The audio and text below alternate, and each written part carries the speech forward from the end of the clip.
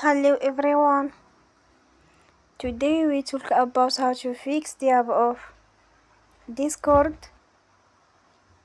We will go to settings, then we click on apps.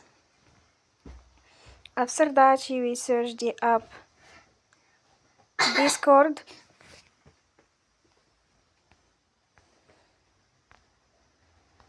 And you will click. You will on for stop. After that you will go to storage. Then we click on clear cache. You will go to Play Store and you will update your app. Don't forget to support us